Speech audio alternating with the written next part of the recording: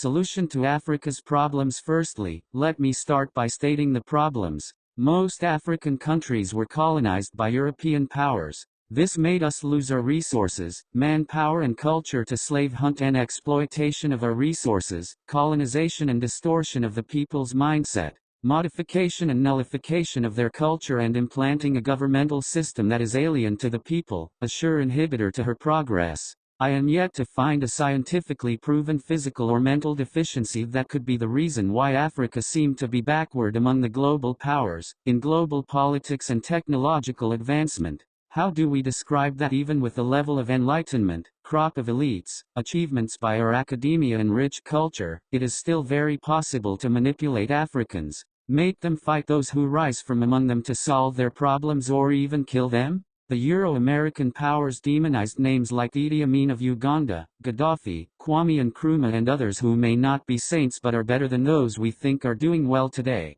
Even these outsiders have their Hitler, Mussolini, Stalin and other cruel dictators. These outsiders don't want us to ever embrace military rule because it is difficult to manipulate. They dangle democracy before us as the system fit for civilized nations and we agree to it. We fight every military leader that rise up in the name of we are educated. What kind of education even have we received? Democracy in Africa is a tool for Europeans and American exploitation of Africa. Meanwhile, many of the military wars, unrest and insurgencies in Africa are sponsored by them. They sponsor us to destroy ourselves. Just imagine who and what they take us for, even from their own actions. The solutions: Africa should by all means and as soon as possible embrace military government.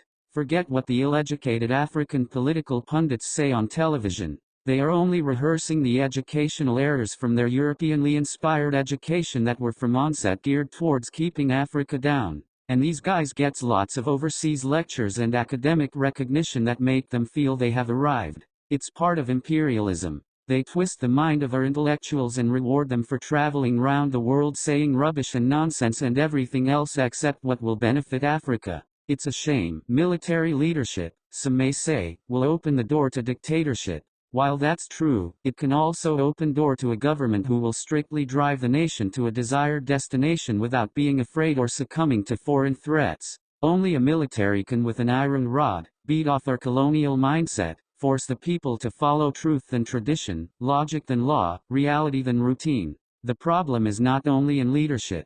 Commanding a good followership is equally needed. We will deceive ourselves if we keep believing we are civilized and have come a long way in enlightenment for someone to control us. That's what the Euro-American powers want you to believe. There is no true civilization or development for any people who abandon their way of life to follow that of another. This means you must live by their terms. We must embrace our uniqueness and our inherent determinant of development. While military have a chance to either drive us forward or backward depending on who rules, democracy stands no chance of leading us anywhere. This is because the man that planted the structure did it in a way to benefit him. Many of our leaders are handicapped. They accept foreign manipulation because of how the system works. If you say, let's change the political system or say let our democratic leaders should go adamant to foreign dictates, then you're pointing towards military even. Those benefiting from the current system will do anything to keep it rolling. Only a military government can challenge these foreign powers. Sequel to setting up military leadership should be raising an intellectual group.